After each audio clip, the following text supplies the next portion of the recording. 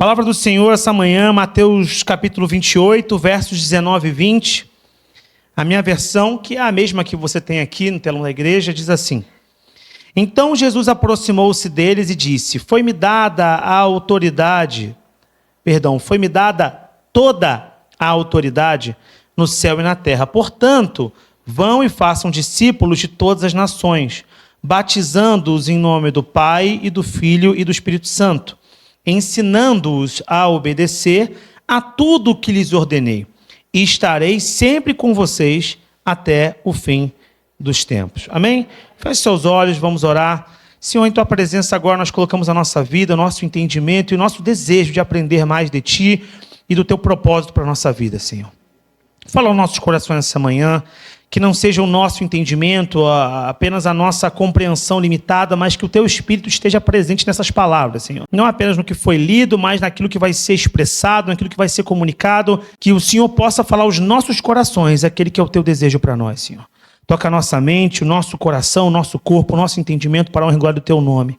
Abençoa cada um que aqui está presente, aqueles que estão nas suas casas assistindo, ao vivo ou posteriormente, Senhor, e que essa palavra possa alcançar o Seu propósito nos nossos corações. Abençoa-nos, Deus, e guia-nos em todas as coisas que fazem a Tua vontade. É o que nós pedimos e agradecemos. Em nome do Senhor Jesus.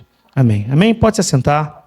O texto que nós lemos essa manhã é um texto que ele é habitualmente chamado como o texto da Grande Comissão.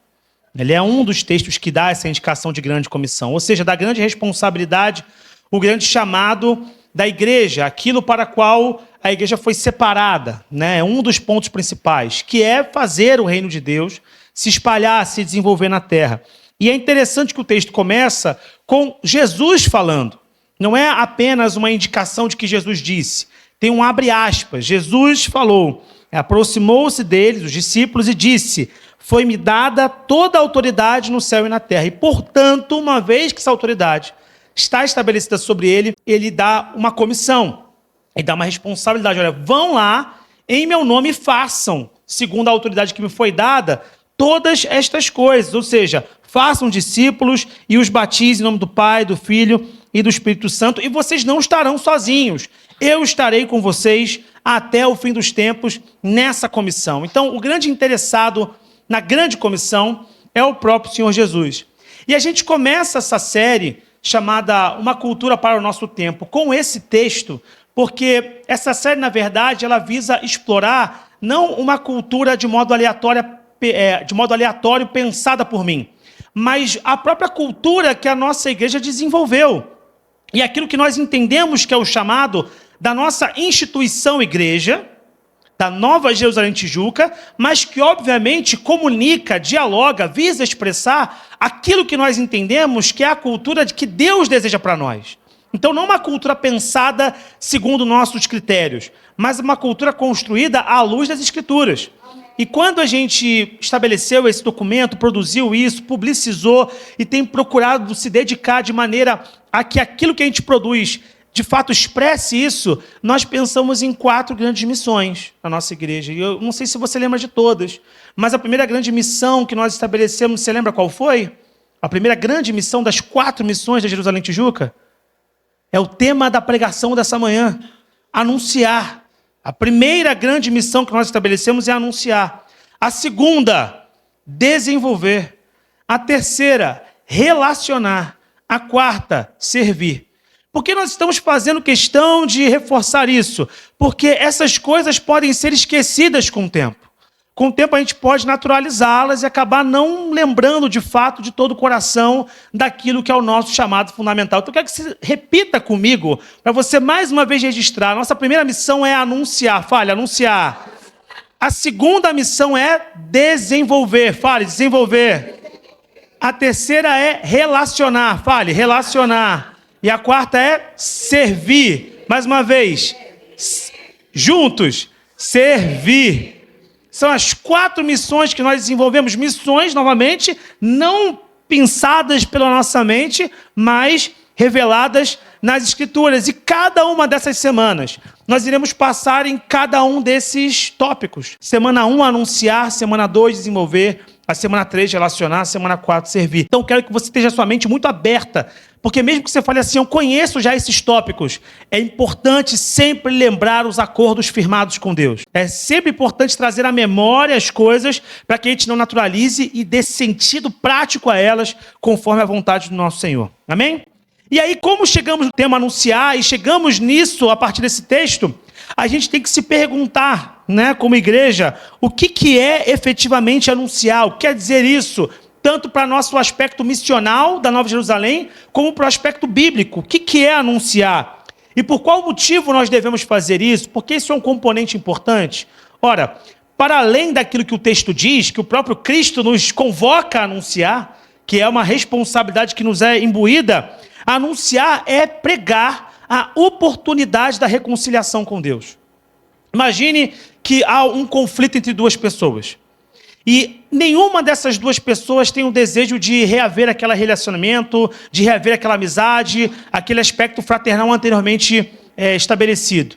Ora, não há nada que possa ser feito se essas partes não quiserem se ajustar entre si. Não há o que ser feito. Tem que haver pelo menos uma das partes que proponha uma trégua.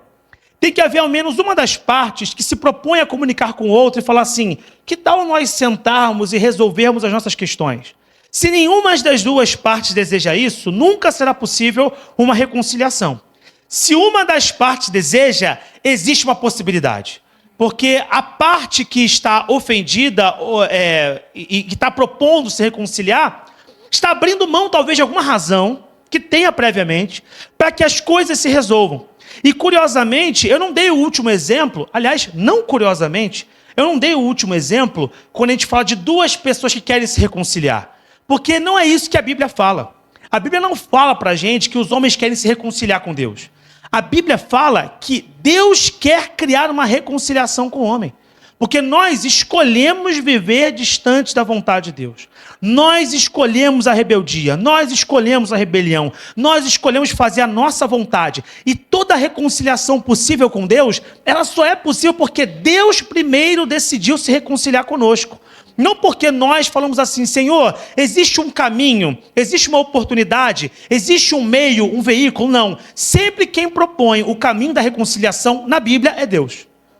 A revelação em Adão demonstra a tentativa de reconciliação através de Deus.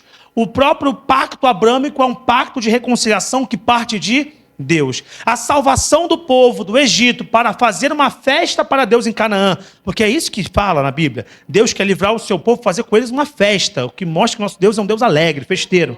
Quer fazer uma festa com o seu povo, quer levá-lo daquele local para celebrar com eles. Quem propõe o caminho, quem propõe a solução, quem estabelece os meios é Deus. Então, o grande propositor da graça, ou seja, a solução, a reconciliação entre as partes, é o próprio Deus. Mas é importante que a gente entenda que essa graça de Deus não vem desprovida de juízo. E é por isso que nós precisamos ter uma urgência em pregar a graça de Deus.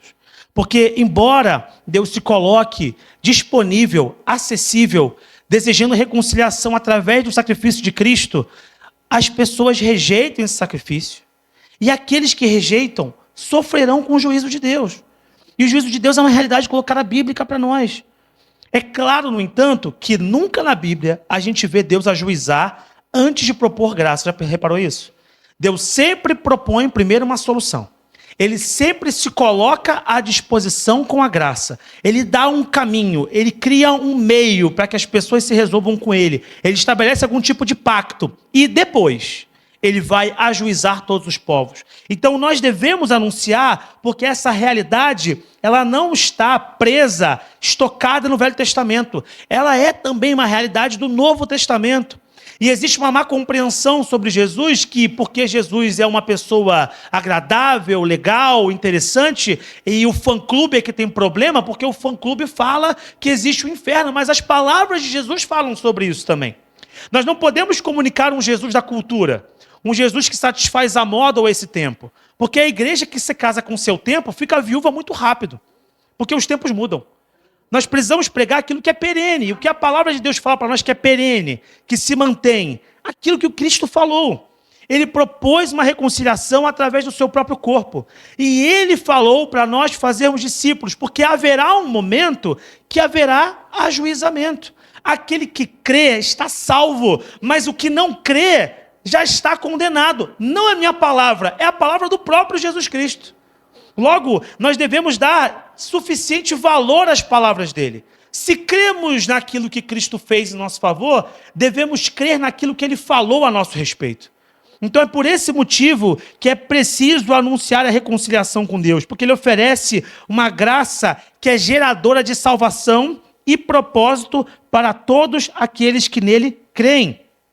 A grande notícia que nós recebemos, que é a notícia que nós temos visto na escola bíblica através de Romanos, é que a ira de Deus contra o pecado é satisfeita no sacrifício de Cristo.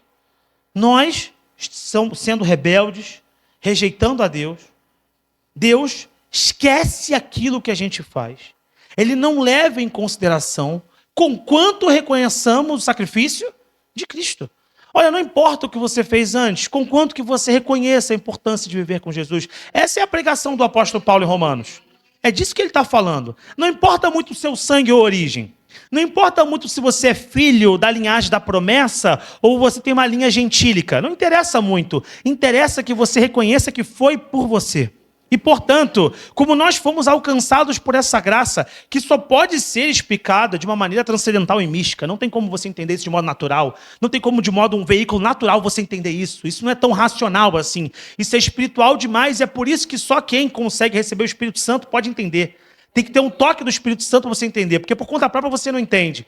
Você é tocado pelo Espírito Santo, você entende, passa a viver isso, e agora a sua responsabilidade, que não fui eu que te imbuí, foi o próprio Cristo, faça pelos outros o mesmo. Fale para eles, porque eles estão perdidos em suas rebeldias, e eles não têm meios, não têm veículos de resolver isso. O único veículo é o sacrifício de Cristo. E é preciso que eles escutem, porque como é que eles vão saber? Como é que eles vão ouvir se não houver quem pregue? E a gente às vezes acha que esse exercício é um exercício que deve estar limitado às pessoas que estão em situações de povos ribeirinhos, povos muito distantes, os povos não alcançados. Os povos não alcançados estão ao nosso redor. Tantas pessoas que conhecem Cristo culturalmente vão celebrar daqui a pouco o Natal, mas não entendem de fato o significado espiritual do que isso traz para nós. É nossa responsabilidade, portanto, assumir isso. Nós não podemos terceirizar isso. Nós não podemos deixar para os meios de comunicação. Nós não podemos deixar para os pastores que estão no YouTube. E nenhum problema com isso, com os pastores que estão no YouTube. Eu estou falando do nosso mecanismo de defesa. De responsabilizar o pastor que está no YouTube, o pastor que está na internet, ou aquele que está no rádio, ou aquele que fala melhor. Nós não podemos atribuir a terceiros. Essa responsabilidade ela é compartilhada com todo o povo de Deus espalhado na terra. Essa responsabilidade também é sua. Por isso devemos anunciar. Agora a pergunta que fazemos a partir disso é: como é que devemos anunciar? Entendemos que anunciar é um propósito fundamental do Evangelho. Entendemos que anunciar é a reconciliação de Deus com todos os homens. O Evangelho é isso. É uma proposta de graça no meio do caos ao qual nós estamos submetidos. Entendemos isso. Mas qual é a forma certa de anunciar? Existe uma maneira, um protocolo. A palavra de Deus nos mostra um método para a gente poder agir em favor desse anúncio. E a Bíblia mostra para a gente. E eu separei aqui 6 pontos de como devemos anunciar a palavra de Deus. O primeiro dos 6 pontos sobre como devemos anunciar é o seguinte, você que gosta de anotar. Como é que devemos anunciar? Primeiramente, devemos anunciar cientes de que Jesus é uma pessoa real, não uma ideia. Jesus é uma pessoa real. Jesus não é uma ideia. Jesus não é um pensamento. Jesus não é uma abstração. É uma pessoa real. A nossa fala aponta para a pessoa de Jesus e para o reajuste que ele estabelece em nossas vidas. E isso só é possível para aqueles que se relacionam com a pessoa de Jesus, não com uma ideia de Jesus. Porque uma ideia é uma coisa que eu posso ajustar para caber no meu entendimento. E eu sempre comento isso, tem problemas que nem existem no mundo real, só existem na sua cabeça, porque você criou uma ideia. Ninguém está com esse problema, ninguém está percebendo esse problema, mas você está. Porque você criou na sua mente uma elaborada história que ninguém conhece, que é só sua, e você submete essa história. Você consegue mobilizar de modo imaginativo a realidade. Mas Jesus não é uma ideia. Jesus é uma pessoa. E quando você conhece uma pessoa, o que você faz para saber a vontade dessa pessoa? Você pergunta. a essa pessoa. Você consulta essa pessoa. Se Jesus for apenas uma ideia para mim, eu vou ficar pensando assim, o que será que esse Jesus que eu construí na minha cabeça desejaria que eu fizesse? E esse Jesus, geralmente, é um mosaico da tua expectativa. Ah, Jesus gostaria que eu fizesse investimentos nessa área. Jesus gostaria que eu trabalhasse mais. Jesus gostaria que eu fizesse aquilo. Você perguntou para Jesus se é isso? Ou você está projetando uma imaginação sobre quem Jesus é para você? Se Jesus é vivo, veio dentre os mortos e agora está à destra de Deus Pai, ele continua atendendo aos nossos pedidos, ele continua ouvindo as nossas orações e ele não é como os ídolos, ele escuta e responde. Ele tem uma resposta, ele é uma pessoa, não uma abstração. Portanto, devemos nos relacionar com Jesus como quem tem suficiente intimidade com ele. Perguntar para ele, consultá-lo. E é claro, em algum momento você vai sentir uma acusação que não vem de Deus contra a tua vida. Falando assim, você não é merecedor. Você não tem direito. E a tua resposta tem que ser, eu não sou merecedor, mas eu tenho direito. E eu tenho direito não porque eu conquistei, mas porque ele mesmo comprou o direito. Ele comprou esse direito, então eu posso falar com ele. Ele me dá essa liberdade, porque ele que foi ofendido fez questão de se reconciliar comigo. Então aquele a quem não ofendi não pode determinar o tipo de relacionamento que eu tenho. Quem determina é o ofendido. E ele, ofendido, escolheu se reconciliar, logo eu tenho direito porque foi me dado o direito, porque nele está toda a autoridade. Então eu posso falar com ele, realmente, merecedor eu não sou. Nós não podemos achar que temos a potencialidade em nós. Mas o direito dado, não adquirido, concedido, nós temos. E você tem que falar, não, esse pensamento é mentiroso. Eu tenho o direito de falar com o meu Senhor. Mas você tem pecados. Façamos tal como a palavra nos mostra. Coloquemos diante de Deus com clareza e chamemos de pecado o que é pecado pelo nome. Não falemos que é uma coisa erradinha que a gente faz, que é um desvio eventual. A gente chama de pecado e pede a Jesus, que é a pessoa real do Deus Filho, para nos ajudar no propósito. E ele nos ajuda, inclusive movendo o Espírito Santo que há em nós para nos capacitar para realizar as coisas que sozinho nós não conseguimos. Porque há coisas que você sozinho não consegue, você precisa de um poder que vem do Espírito Santo de Deus para você realizar. E o próprio Jesus mobiliza isso, porque foi ele que avisou que viria o Espírito Santo para habitar entre nós. Então, inclusive, é uma abertura que Jesus dá para a gente. É uma possibilidade. E nós precisamos pedir a ajuda a Deus, na figura do Pai, do Filho e do Espírito Santo, para conseguirmos fazer todas as coisas conforme a sua vontade, sem ouvir qualquer tipo de denúncia contra nós, porque essa denúncia não é produzida por Jesus. A denúncia de Jesus é contra o pecado, não contra o relacionamento. Então, se em algum momento você acha que não é apto para se relacionar e, portanto, não é apto para anunciar, saiba que essa é uma mentira do diabo. E o desejo dele é justamente te paralisar. O diabo nem sempre vai te desejar, não é nem desejar, mas não vai ver forças e meios de te tirar da igreja. E nem tirar do rebanho de Cristo, de tirar o amor por Deus. Porque no final das contas você foi salvo por uma coisa que você não produziu, foi pela graça de Deus. Então ninguém pode tirar isso, ele te chamou primeiro, ele te amou primeiro. Mas ele pode tentar te paralisar. E essa que é a sacada do diabo. Ele não quer necessariamente te tirar de dentro, porque ele não consegue. Ele quer te fazer ser inerte dentro. Ele quer que você seja paralisado, quer que você não produza nada. Porque aí, tudo bem, passam-se os anos e você não consegue ser um bom dispenseiro. Não é essa a vontade de Deus. A vontade de Deus é que você tome para si aquela que é a autoridade dele para realizar obras maiores em seu nome. Então, como devemos anunciar? Primeiramente, ciente que Jesus é uma pessoa real, não uma ideia. Segunda forma como devemos anunciar, desejosos de fazer a vontade de Deus, não a nossa. Nós precisamos procurar discernir os motivos do nosso coração. A palavra de Deus fala que o homem espiritual discerne todas as coisas, mas por ninguém é discernido. Ninguém consegue entender, se não espiritualmente, o coração de alguém que é espiritual. Só dá para discernir as coisas espirituais através do Espírito. E nós precisamos pedir ao Espírito Santo para ajudar a discernir a gente mesmo, às vezes. Por que a gente faz o que a gente faz? Por que a gente faz da forma que fazemos? É porque entendemos que é o melhor segundo o nosso entendimento ou porque é aquilo que Deus deseja fazer através de nós e nossos corações? Nós precisamos pedir a Deus para discernirmos nós próprios. Por que razão fazemos certas coisas? A gente, às vezes, também acha que a gente precisa sempre, nesse campo do discernimento, de uma revelação muito específica para fazer algumas coisas. Muito específica. Como se fosse algo assim. É preciso que Deus fale ao meu ouvido que eu tenho que falar do amor dele para eu falar do amor dele. Só que a Bíblia já fala para você fazer isso. Você não precisa de uma nova revelação do que já foi revelado. Não tem que falar duas vezes. É igual quando um filho vira e fala assim: ah, não, mãe, eu não fiz isso porque você não estava aqui para mandar eu fazer. A mãe responde assim: mas eu já não te mandei fazer? Já não falei antes para você deixar o teu quarto limpo? Quer dizer, eu tenho que toda vez entrar aqui e falar assim: limpa o teu quarto. Eu já não falei uma vez? Aquela uma vez já não está estabelecida a ordem? Já está estabelecido. E a gente quer que cada micropasso haja uma palavra hiper revelada. Veja, eu não estou sendo contra a revelação que Deus faz.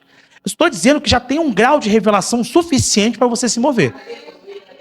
Já existe um certo grau de revelação suficiente. Eu não preciso esperar uma palavra de revelação profética profunda sobre alguém para falar Jesus te ama.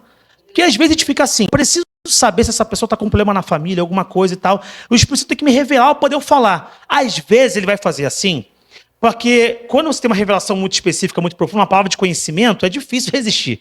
É difícil a pessoa falar que não é Deus.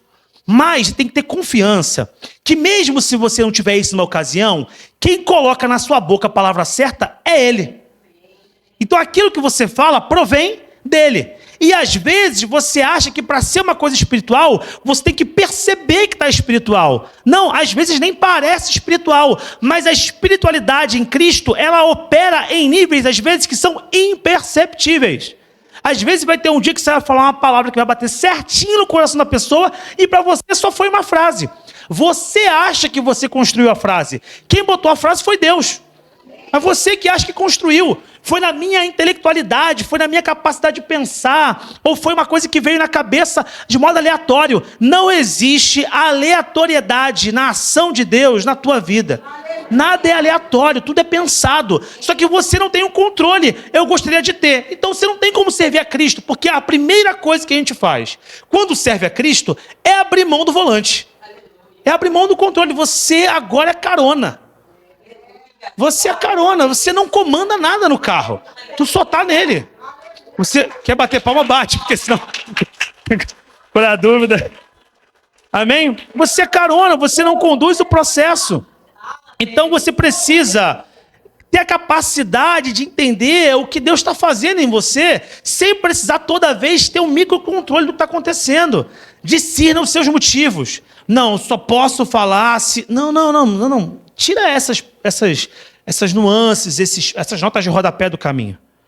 Faça o que tem que ser feito da forma como tem que ser feito. E é por isso que é importante saber que Jesus é uma pessoa. Porque quando você fala de alguém que você conhece, você fala com alguma propriedade. Não estou falando de uma ideia, estou falando de uma pessoa. Quando alguém está doente, as pessoas elas precisam urgentemente de gente que se mova em Deus.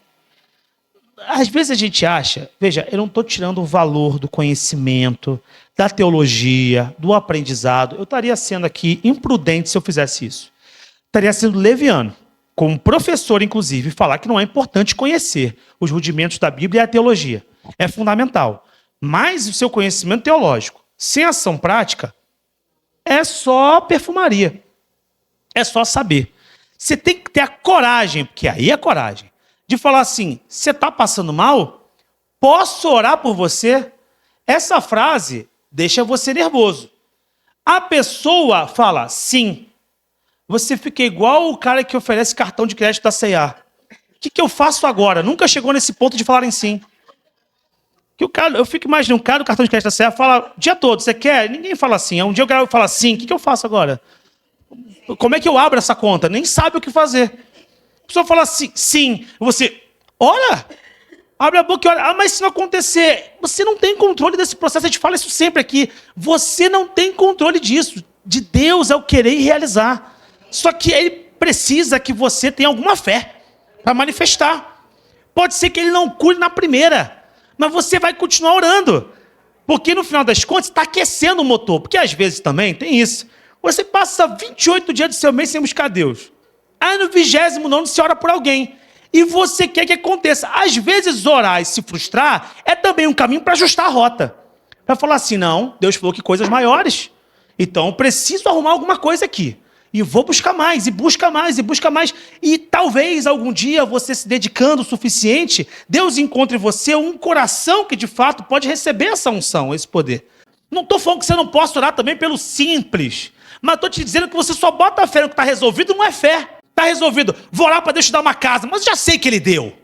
Mas eu vou orar para falar assim, é minha oração. Sua oração nada, já sabia que tinha comprado.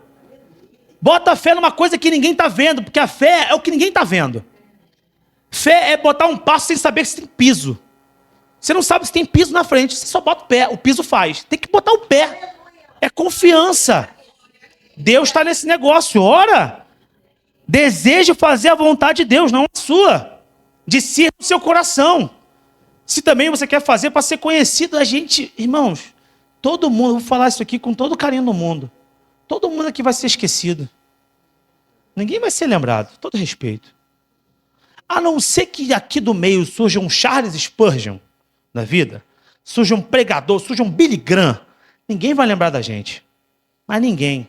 Se você fizer para ter um nome para si, eu vou te avisar agora. Tu vai se frustrar bastante. Ninguém vai ser lembrado. Todo mundo vai ser esquecido. Quero que você me fale o nome de todos os pais dos seus bisavós. Se eu te pedir o nome de todos os bisavós, já dá ruim. Os avós até vai. O nome de todos os bisavós, quase ninguém lembra. Eles estavam pisando aqui faz nem 100 anos. Estavam nessa mesma terra. Nesse mesmo lugar. 100 anos. Ninguém nem lembra. A gente vai ser esquecido, meu irmão. Se você fizer para ter o nome para si, não vai adiantar muita coisa. Ninguém vai lembrar. Ninguém lembra. Sabe por quê? Eu vou te falar com todo carinho de novo. Ninguém está nem aí. Ninguém liga. Isso é coisa depois que você aprende até libertador. Porque você passa por 500 pessoas por dia. Ninguém lembra da sua cara. Ninguém lembra. Você olhou para 500 pessoas já hoje. Você nem lembra da cara de quem você viu na rua. Se você parar na porta da igreja e ficar dançando meia hora assim, ó, e passar uma galera, daqui a pouco eles já esqueceram que estava dançando. Você fica, ai, me viram dançando. Ninguém nem lembra, cara. Ninguém liga para você. Sabe o que é perene? Sabe o que a palavra de Deus fala que não passa? É a palavra. Isso não passa. Você passa. Céus e terra passam. Nós passamos. Mas a palavra de Deus, ela perpetua, ela é perene. E é isso que nós temos que pregar para ter uma vida digna e para poder falar da dignidade do amor de Deus. Digna no sentido de que nós não estamos sendo perseguidos. Você fala, mas tem... ok. Você pode ter tensões de ordem ideológica, conflitos. Isso faz parte. Ah, mas na nossa geração, irmãos, Roma. A gente está estudando Roma, por favor. Por favor. Os irmãos estão morrendo no Coliseu. A gente está falando aqui, porque o outro falou que não guarda a minha fé. Eu vou chorar no meu quarto. Seja forte. Pô, bota um pouco de robustez nesse pensamento. É muito frágil. As pessoas são muito frágeis hoje também, né? Qualquer coisa, fala assim, ser feio. Falou que eu sou feio. Eu cresci, a gente fala assim, feio é tu, pô. Ninguém ficava chorando por essas coisas. Tô falando pra você sair xingando as pessoas, não, tá? Tô só te falando que as pessoas tinham um pouco mais de, né? E até os pais falavam um negócio que não sei se é muito politicamente correto hoje em dia. Ó, se for pra escola e apanhar, vai apanhar em casa. Né? Quem é que ouviu isso? Levanta a mão e fala amém. Eu não tô falando que tem que ser assim. Eu tô só fazendo uma amostragem, ok? Amém, não no sentido que você deve fazer. Mas não é assim. É uma coisa mais firme. E hoje é tudo muito sofrido. Fulano falou que não gosta de crente, eu vou chorar. Pelo amor de Deus, gente. Balança isso aí. Os nossos irmãos morreram em Roma, morreram em outros lugares, morreram no Vale do Indo, morreram na Ásia, morreram no norte da África, na região mediterrânea, para pregar o evangelho, e a gente está incomodado que alguém abriu um vídeo no YouTube e falou que não gosta de crente. A gente fica triste com essas coisas. Rapaz, maior que está em nós. Você não tá... Sabe por quê? Porque a ofensa não é contra você, é contra Cristo. Então tá tranquilo, porque toda a autoridade é dele. Então tá tudo certo. E outra coisa, ele não é nosso inimigo quem está falando aquilo. O que está nele é que é inimigo. É o pensamento deste século, é a mentalidade, é a ideologia deste mundo que está contra Deus, mas não é aquela pessoa. Então a gente não faz com medo de ser rejeitado. Às vezes a gente quer escolher peixe fácil. Aquilo que a gente julga que é peixe fácil. Você quer ver um exemplo? Você não pode ver alguém chorando. Fala assim, vou pregar para essa pessoa. Claro, tá chorando. Viu alguém frágil? Aí tu fala assim, agora eu vou ser herói. Só tá chorando na fila do mercado. Deus fala que vai prover para você. E Ele te ama. A pessoa, Deus me usou. Às vezes você só percebeu a fragilidade. Não estou falando que Deus não possa fazer isso através de você também. Você está entendendo o que eu estou querendo dizer com isso? Amém? Amém? Deus pode fazer isso também. Mas a gente quer escolher o peixe. A gente vai olhando assim, quem é que está fácil, quem é que é difícil. Esse que tem cara fechada. Esse aqui é rico. Rico não dá porque rico tem tudo. Olha a mente. Isso é o diabo colocando na sua mente. Rico tem tudo. Ah, então porque tudo é o que tem nessa terra. Olha o que o diabo faz. Ele vai te convencendo que não dá. Não, esse é rico, esse é muito inteligente. Esse aqui é ateu de carteirinha. Aquele ali é da outra fé. E não, esse aqui é simples. Fala errado. Tem pouco dinheiro. Ele precisa de Jesus. Olha a mente. Que mente é essa? Isso não é a mente que Cristo fala pra gente. Jesus, ele alcançou o pescador, mas também alcançou José de Arimateia.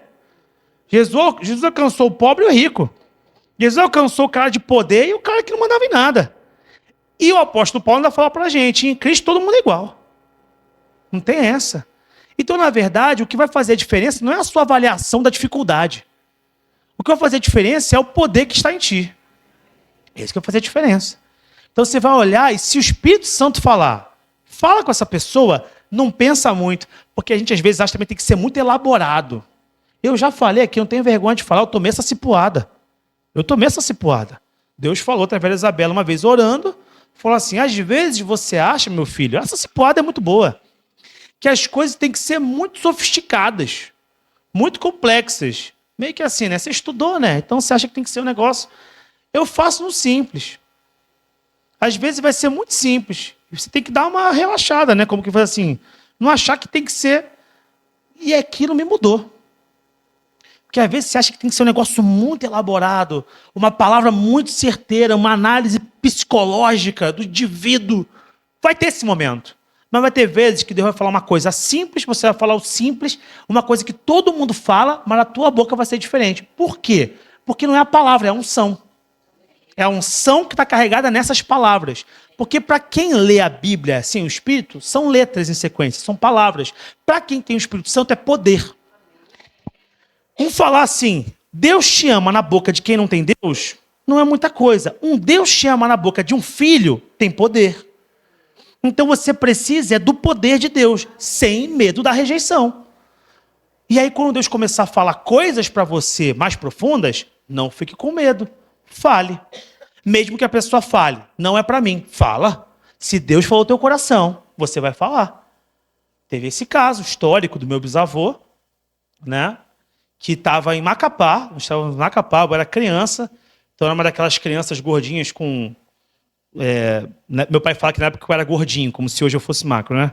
Então, com a bermuda, com uma calça no umbigo, né? Claro, mãe vestiu, né? Uma camisa do Tigor Tigre, lembra do Tigor Tigre? Né? Uma bermuda, uma calça com uma cor que tem que ser chamativa, um azul, né? Assim, clarão, sabe? Um negócio amarelo, um negócio assim. Mãe não tem respeito pelo filho, não. O negócio, né? Ainda mais anos 90. Bota essa criança colorida, né? Todo mundo era patati patatá naquele tempo. Todo mundo. Colorido pra caramba. Um tênis que brilhava, né? Você corre, brilhava o tênis. Tava correndo na frente da igreja ali, brincando e tudo mais. Mas estava tendo um culto naquela ocasião e meu bisavô era um homem muito usado por Deus profeticamente. E aí Deus falou ao coração dele que tinha uma irmã. E ele não falou assim, uma irmã qualquer. Ele falou qual era a irmã. Assim, olha, Deus mandou falar para a irmã que o sonho da irmã de casar vai ser contemplado. Tem que ter coragem. Porque, de alguma maneira, você está colocando em jogo a irmã e o teu ministério profético. Porque, sinceramente, estou falando eu, Igor. Se Deus me falar agora, fala para fulano de tal, que Deus vai fazer isso, eu vou ficar nem tanto com medo de falar porque vai acontecer ou não. É pelo constrangimento. Porque eu estou falando para geral. Uma coisa que é particular, que talvez todo mundo soubesse, mas ninguém está falando. Está todo mundo no miúdo, não é isso? Ele falou, ó, Deus mandou te dizer que aquela sua oração vai ser contemplada. A pessoa virou e falou assim, nada a ver, não oro isso não sei o quê, rejeitou. Meu bisavô falou, amém. Estou deixando a palavra, mas a irmã fica à vontade. Tempos depois, essa irmã, que já era minha irmã mais velha, não estava conseguindo casar, ela caiu nas graças do baixista da igreja, que era um cara novo, bonitão. Bonitão. Se apaixonou por ela. As meninas todas de olho no baixista. Baixista e baterista tem um negócio, né? Negócio assim. Dá mais baterista. Baterista chegou, se botar um boné, então. Que é isso? Batera, se for filho do pastor. Eita, velho. Revela mais, Deus. Então, tá lá, né? Baterista, guitarrista também tem negócio. Músico de modo geral, né, meus irmãos? Músico também, né? Tá ali tocando a igreja, chama atenção. Cara novo, bonito, baixista bom demais. Algumas meninas de olho nele, ele não olhava pra ninguém. Ele teimou com aquela irmã. Falou, eu vou casar com ele. Não falou, vou namorar com ele. Ele falou, vou casar com ela. E ela rejeitou. Ela falou, não sei o quê. Às vezes a gente se sabota, né? Deus te abre a porta e fala, não quero. Minha filha, por favor, né? Tô te ajudando aqui, tu não quer me ajuda também? Teimou, vou casar com ela. Os parentes dela chamaram ele e falaram assim, você tem certeza? Os parentes dela. Você tem certeza? Ela é mais velha. E aí vem questões, né, meus irmãos? Olha, não está mais em idade de gerar filhos. Você tem certeza? Você é um cara jovem. Ela, bom, se a norma seguir, ela vai embora antes. Né? Porque tinha uma quantidade de idade ali considerável de diferença. Bota uns 15 para 20 anos, sei lá. Ela vai embora um pouco antes. O irmão está preparado? Ele, eu amo essa mulher. Que isso, meu irmão? O amor de Deus realmente, ó, quebrando fronteiras. Tem esse negócio. Eu a amo. Eu vou casar. Ele não falou, vou namorar. Ele falou, eu vou casar com essa mulher. Que isso? Uma história de romance mais bonita que o Cravo e a Rosa. Super Romeu e Julieta? Nada. Essa história. Ele teimou que ia casar com ela. O que ele fez? Ele casou com ela. Mas ela não pode ter filho. Adota. Fizeram uma família. Mas ela rejeitou a palavra lá atrás. Mas meu bisavô não teve medo de falar. E depois tá tudo certo? Com a Chiquinha. Pede desculpa pro seu avô, pastor Pedro. Porque o que ele falou era verdade. Jura, irmã? Era verdade. Coragem para falar. Coragem. Deus, eu quero trazer palavra do Senhor para as pessoas. Vai ter coragem de falar? Deus não desperdiça unção. Se ele te der uma unção, é porque ele sabe que tu vai fazer. Ele sabe. Deus não é enganado. Deus sabe com quem ele pode contar e até onde ele pode contar. Eu quero que Deus conte mais comigo. Se entrega mais. Se entrega mais. Não tenha medo da rejeição. O apóstolo Paulo fala para Timóteo, pregue a palavra, 2 Timóteo capítulo 4, verso 2, pregue a palavra, esteja preparado a tempo e fora de tempo, repreenda, corrija, exorte com toda a paciência e doutrina, pois virá o tempo que não suportarão essa doutrina. Pelo contrário, sentindo coceira nos ouvidos, segundo seus próprios desejos, juntarão mestres para si mesmos. Eles se recusarão a dar ouvidos à verdade, voltando-se para os mitos. Você, porém, seja sóbrio em tudo, suporte os sofrimentos. Essa palavra é importante a você. Suporte os sofrimentos. O processo de anúncio é doloroso. Você vai ter que ter casca para segurar. Você vai ouvir que você rouba dinheiro de fiel. Você vai ter que ouvir que você engana as pessoas. Você vai ter que ouvir que a sua fé é boba. Suporte o sofrimento. Eu vou pedir para Deus fulminar, não sei o quê. Já aconteceu isso na Bíblia. E Jesus falou assim, vocês estão de brincadeira, né? Jesus falou para os caras, gente, por favor, não é isso que vocês vão fazer. Aguenta o sofrimento. Segura. Vai, prega e confia que eu vou estar junto. E Deus estava junto no que deu certo e também nas vezes que o cara foi picado por cobra, foi apedrejado, quase foi afogado. Deus está em tudo aí. Suporta o sofrimento. Não, eu vim para Jesus, agora é tudo mar de rosas. Eu não sei que Bíblia o pessoal está lendo. Não é a minha. A minha versão é diferente. Ela tem um pouco de sofrimento. Suporta. Faça a obra de um evangelista. Cumpra plenamente o seu ministério. Com o quê? Com algumas dores. Sustenta. Seja forte. Confie. Mas saiba que Deus está com você. Você não está sozinho. Quarta forma, como devemos anunciar. Cientes de que há uma responsabilidade no que fazemos. Aquilo que fazemos, né, o anunciar, se estabelece a partir de um binômio. Qual que é o binômio? Privilégio e responsabilidade. Privilégio e responsabilidade. Às vezes a gente vive num cenário que a gente acha que algumas coisas são só responsabilidade, mas também são privilégio. Vou dar um exemplo. Dia desses eu dei uma escovada numa turma minha. De escola mesmo, uma escovada, assim, linda. Eu queria que tivesse gravado. Eu falei, caramba, foi uma das melhores escovadas que eu dei numa turma. Muito bonito, parabéns para mim. Escovada federal. Por quê? Porque os caras não estavam muito atentos. E uma coisa que a gente aprende com o tempo de escola é que nem sempre você vai ser gostadinho. E faz parte, não estou ali para ser amigo de ninguém. Eu quero ser maneiro com geral. Mas se tiver que dar uma escovada, eu vou escovar gostoso. E foi isso que eu fiz.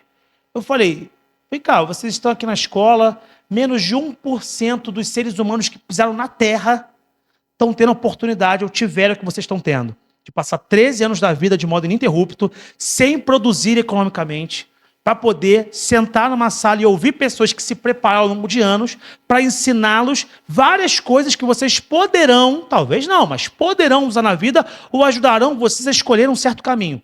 Vocês zoneiam as coisas aqui porque vocês só veem isso aqui como responsabilidade. E mas é também um privilégio. Porque nem todo mundo teve essa chance. Teve gente que morreu para ter direito à educação pública e gratuita. Vocês têm e fazem isso. Faz sentido?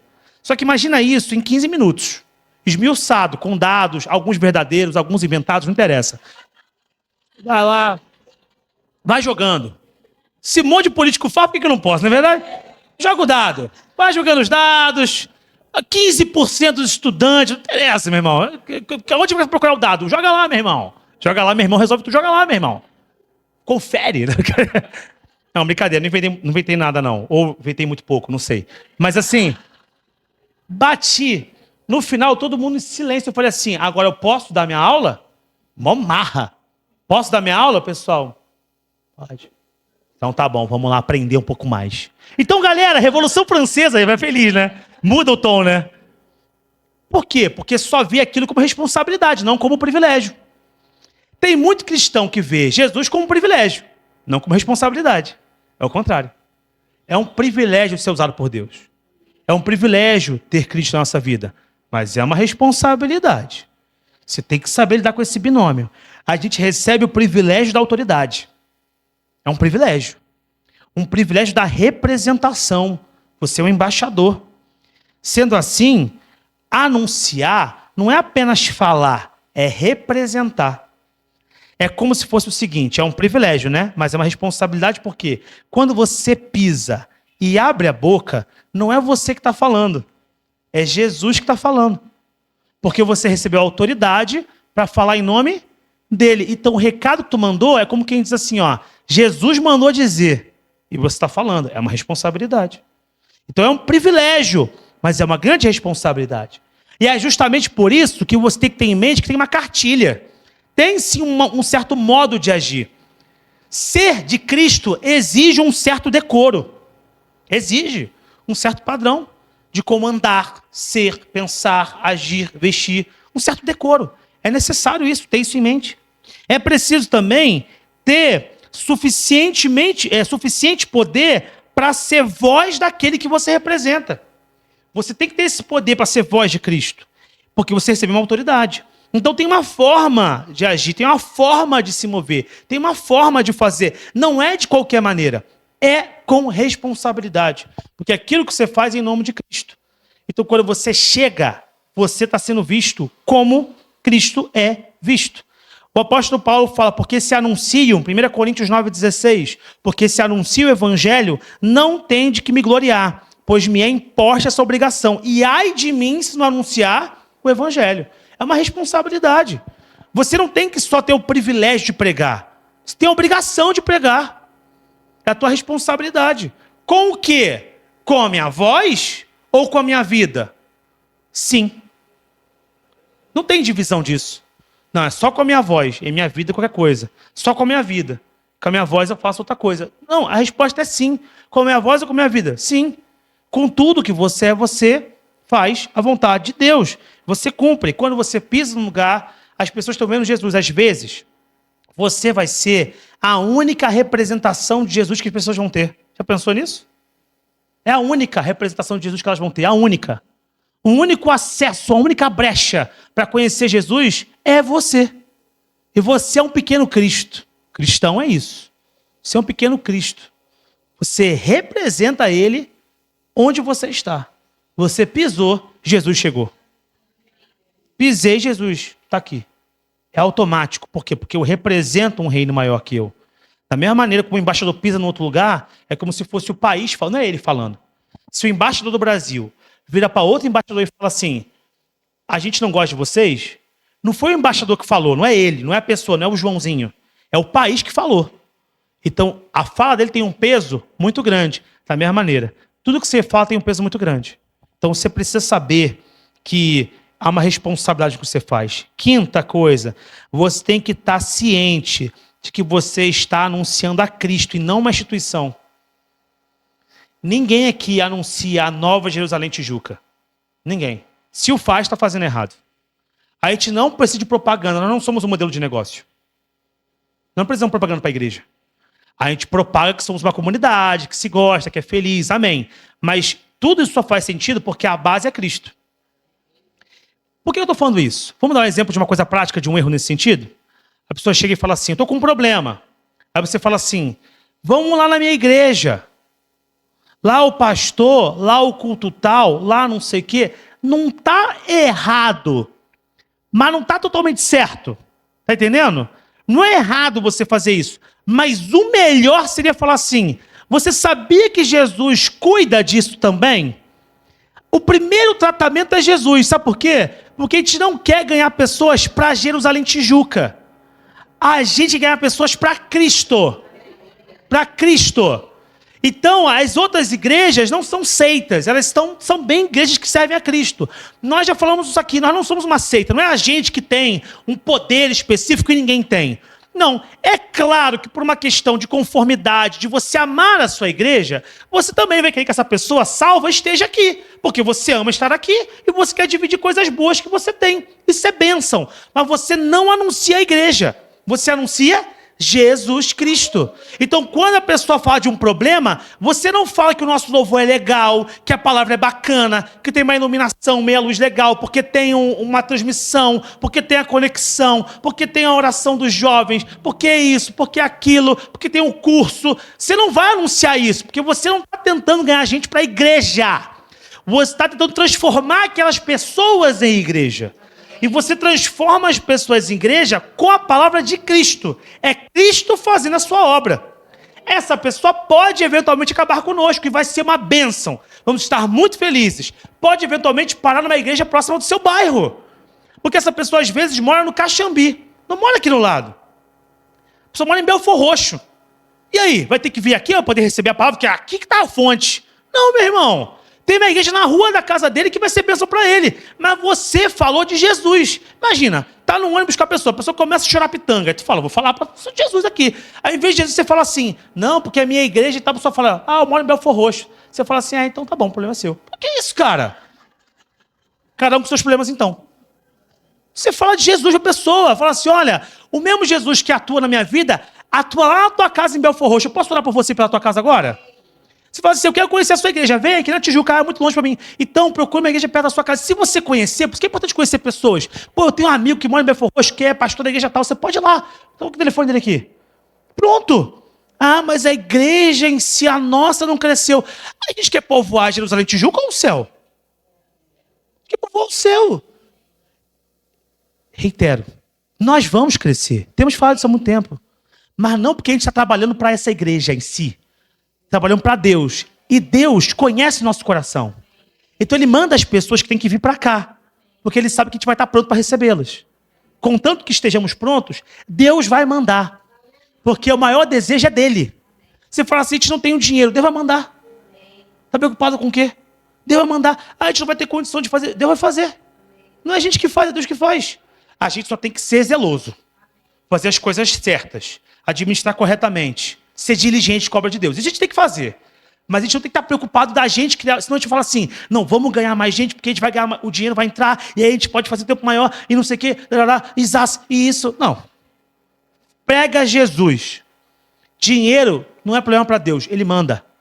Eu tenho que ganhar 2, 3 pessoas para poder calcular. Não é um negócio. Isso é uma igreja. Isso é a igreja.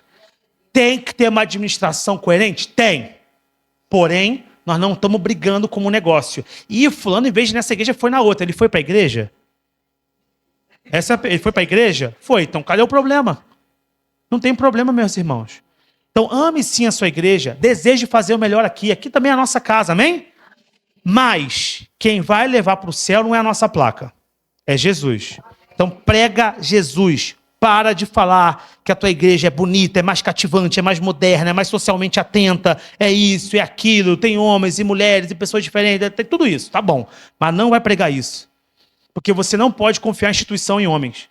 Instituições terminam. Você conhece alguma igreja protestante que tem 400 anos? Eu não conheço. Pode ser que tenha, eu não conheço. Igrejas nascem, se desenvolvem, tornam-se impactantes, plantam outras e algumas morrem. Faz parte. Ah, está em pecado? Não, é só um processo. A vida acontece assim com tudo. Com a gente e com instituições também. Instituições acabam. A Jerusalém Tijuca pode ser que um dia seja esquecida também. Espero que não enquanto estivermos em vida. Mas pode ser que um dia a igreja, entendeu? Cresceu, plantou, fez, mas... E amém, chegou o tempo dela. E aí? Perdeu o valor? Não, cumpriu o seu propósito enquanto estava viva, conforme a vontade de Deus. É assim que a gente trabalha. Não para fazer esse nome, porque no final das contas, um dia a gente vai morar com Deus. E aí não vai ter placa. Não vai ter o bairro, ó, bem-vindo aqui, São Pedro. Aqui é o bairro presbiteriano. É um pouco mais gelado. Aqui quem gosta de um pouco mais de neve, né? Ali é a Assembleia, de frente para a praia. É um calor. Não é assim. O céu não é desse jeito. O céu está todo mundo junto. Amém? E a última coisa de como anunciar. Você deve anunciar com fé que os sinais confirmam a palavra. Com fé que os sinais confirmam a palavra. Para os sinais confirmarem a palavra, você tem que ter o que no coração primeiro? A palavra. Então você conheça a palavra, busque a palavra, leia a palavra, ame a palavra, devore a palavra, entenda a palavra, pergunte sobre a palavra, deseje a palavra de Deus. Hoje em dia, isso é um dado que não é da igreja, é um dado social. As pessoas não leem. É impressionante a incapacidade de leitura. Se eu sofro com isso, eu fico imaginando a Vitória, que é professora de português. Às vezes eu não leio nada. O que você leu esse ano? Eu li a minha caixa de sucrilhos Kellogg's. Acabou aí.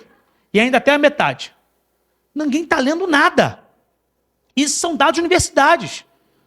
As pessoas chegavam na universidade, lendo, nos Estados Unidos, lendo em média 11 livros e meio no ensino médio, estão chegando lendo 2. Lendo 1, na média. Ninguém lê mais nada. Sabe qual que os professores universitários estão falando agora? Que antes os estudantes, eles entravam em livros difíceis e se desafiavam em livros difíceis. Não entendiam, mas liam. E levavam para a sala as questões. Agora, o pessoal é tão frágil que lê, não entendi, fechei, não gosto.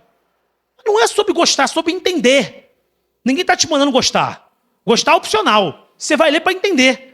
Mas é difícil. Sim, pô. É difícil. Faz parte.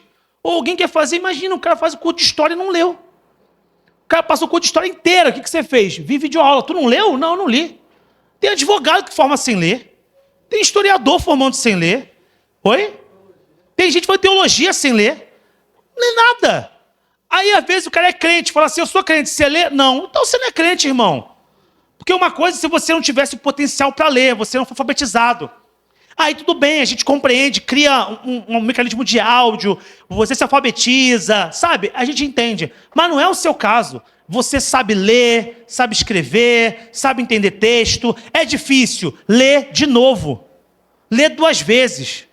Pede ajuda do Espírito Santo. Lê uma 3ª vez. Pede ajuda para alguém. Mas lê. Se esforça. É difícil. Sim, cara. Nem sempre é lúdico. Para com essa mania de achar que tudo tem que ser divertido. Nem tudo vai ser divertido. Vai ter vezes que você vai fazer porque você é um adulto funcional. Você ama a Deus como um adulto funcional, você vai fazer. Ou todo mundo aqui acorda todo dia, igual vivendo em backyardigans. Todo mundo saindo para a escola, indo trabalhar feliz. Mentira, gente. Você vai porque tem que fazer. A não ser que você seja um Barney, você é um dinossauro roxo, você tem um dia que não está com a disposição. Mas você deixa de ir. Você vira e fala assim, não vou dar aula hoje não. Por quê? Porque não quero. O problema é meu. Engole o choro. Tu é adulto. Sofre calado. Ninguém liga. Levanta, cara. Hoje eu estou sem disposição. Quem malha aqui sabe o que eu estou falando. Não é todo dia que você levanta achando que é o Dino. Né? Como é que é o Ramon Dino? Todo dia você acha que você é o cara e tal. Não, tem dia que você é só você mesmo. Que não é muita coisa, não. Entendeu? E você vai, né? Por quê? Porque eu tenho que cuidar da minha saúde. É isso, cara. Aí você fala assim, hoje eu estou com disposição de orar. O Espírito Santo fala assim, e daí? Até aí nada, não me convenceu. Você vai orar. Por quê? Porque você tem que orar. Da mesma maneira que quando você está sem fome, dependendo, se passou o dia todo sem comer, você não come. Por quê? Porque você tem que comer. Mas eu nem gosto disso, ninguém está perguntando. Ninguém quer saber, você tem que fazer. E o que coisa dura? É para ser dura às vezes. Faz. Você vai ter que, às vezes, ler sem disposição de ler. E a disposição vem no caminho, às vezes. E às vezes você vai terminar de ler e nem estava com disposição, mas você leu, se aplicou e até fala com Deus, Senhor, hoje eu estava com vontade não, mas eu fiz e me abençoa para poder ter vontade amanhã. E vai continuando, sabe por quê? Porque você cria prazer no convívio. O deleite vem na prática. E aí você vai orando, você vai buscando, você vai jejuando, dá trabalho. Não é divertido ler, porque é difícil. Eu sei, meu irmão, mas se esforça, porque você não tem como falar por revelação sem conhecer a palavra, porque o nosso Deus não trabalha por adivinhação, Ele trabalha por revelação, e a revelação vem da revelação da Escritura. Quando você conhece a palavra, o Espírito te faz lembrar todas as coisas. Ele vai falar assim, fala para ele, tal como em Isaías, isso aqui, você vai falar, por quê? Porque você leu. Como você leu, você lembra, e o Espírito pode comunicar. É impossível o Espírito comunicar uma palavra da Bíblia se você não conhece a Bíblia. Não tem como. Aí você fala assim, Deus não fala através de mim. Você não fala com Deus. Você não busca a Deus, é um pouco mais difícil mesmo. Você não tem conexão nenhuma com Deus. Então, entenda que você precisa buscar a palavra de Deus. Antes de ter os sinais, ame a palavra. Porque a fé que você vai ter é para que os sinais confirmem a palavra. Para ter os sinais confirmando, primeiro vem a palavra. Aí você busca os sinais. E os sinais confirmam a palavra. Marcos 16, 20, para terminarmos, diz assim, e eles, tendo partido, pregaram por todas as partes. Eu adoro esse versículo. Talvez seja o meu versículo favorito do último ano, um ano e meio. E eles, tendo partido, pregaram por todas as partes. Repare, vou ler de novo essa parte A. E eles, tendo partido, pregaram por todas as partes. Eles foram e vão pregar. Vão fazer. Vamos ter coragem. Vamos realizar. Vamos confiar que a autoridade que foi dada a ele agora é nossa. Ele falou. Se ele falou, ele garante. Vamos por todos os lugares. E cooperando com eles, o que é cooperar? É operar junto. Eles não estão sozinhos. Com eles estava o Senhor. E o que o Senhor fazia na sua cooperação? Aí é a coisa que você não consegue fazer. Você consegue ir, você consegue falar, você consegue pregar, mas você não consegue fazer o sinal. E a cooperação de Cristo é completar aquilo que você sozinho não pode fazer. E confirmando a palavra com os sinais que se seguiram. Ele confirma naquilo que você não alcança. Ele faz naquilo que você não entende. Como você tem a palavra, você fala, a palavra move. Aí o Espírito Santo fala, ora, e ele vai e confirma. É ele que faz. Então tenha coragem de que Deus tem uma obra na sua vida. Você talvez não vai ser um pastor, uma pastora, talvez você não vai ser oficialmente um evangelista ou um missionário, mas você é chamado para ser filho nesse tempo, para anunciar agora, não uma igreja, mas Cristo. Não uma instituição, mas o reino. A nossa função como instituição é apontar para o reino de Deus e ser aqui o reino de Deus. Ser aqui o reino de Deus. Tudo bem, Podem pessoas ir para outras igrejas, amém, nenhum problema. Mas estando aqui, vão ser bem recebidas, vão ser amadas. Mas mesmo não estando, você falará a todos que tiverem ao seu alcance, segundo a oportunidade que você tiver e conforme o que Deus colocar no seu coração. Então não perca isso em mente. Nosso primeiro objetivo é anunciar que existe uma reconciliação possível.